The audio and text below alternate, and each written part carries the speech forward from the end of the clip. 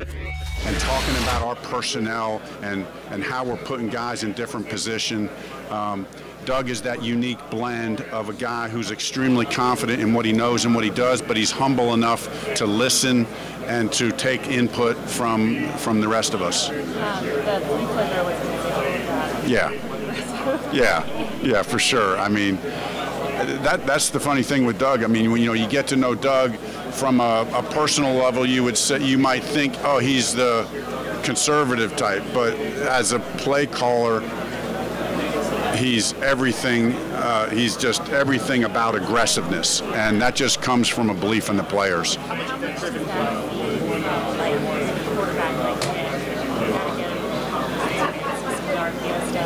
Right. Yeah.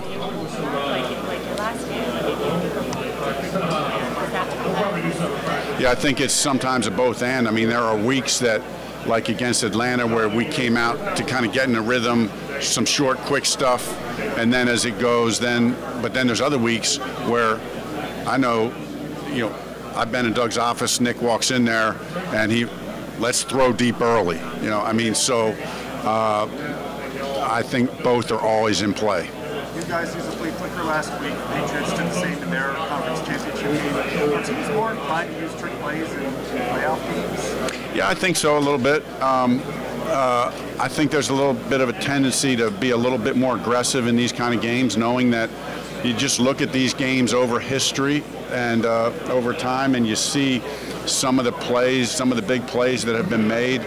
And a lot of times it looks like, oh, this flea flicker, they got this thing up for this week, and really in this particular case we did, but a lot of the trick plays that you see are plays that have been in since training camp, and you've been practicing the whole year, and you just never have needed to call them or the situation, and then all of a sudden you pull them out in the Super Bowl, but you've really been practicing them all year. Is it also just a byproduct of the fact that there is so much, there is so much available film on, at that point on the season that you kind of, need an element to surprise? Yeah, no doubt. You got to do the unexpected. Especially against a team like this, you got to try to keep teams off balance. And last week, that was the whole. 2 weeks ago against the Vikings, that was really the whole goal. I mean, sitting in there talking to Doug the night before the game, he was just kind of rehashing his mindset as a play caller. We got to keep him off balance. We got to stay aggressive. We got to keep him off balance. We got all these little things that we have in the plan.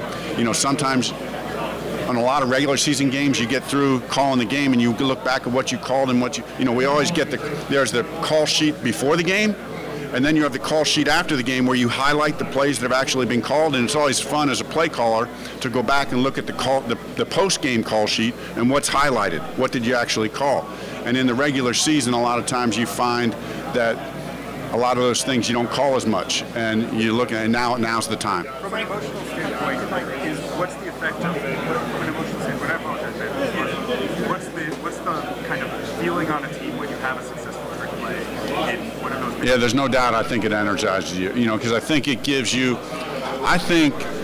the feeling of not just making a big play, but we got them. We got them. We're a step ahead. That I think is indicative of, and it just gives you confidence. Well, then you got to use first of all, on the trick plays, lower percentage chance of success. I mean, just by the nature, not all trick plays, but some trick plays, flea flicker, chance of success is what it is. It's not like throwing something short. So then you just use the psychology of, hey, it still had an effect. It's still sometimes even when you do something like that, even though it wasn't completed, it still lets them know they better be alert.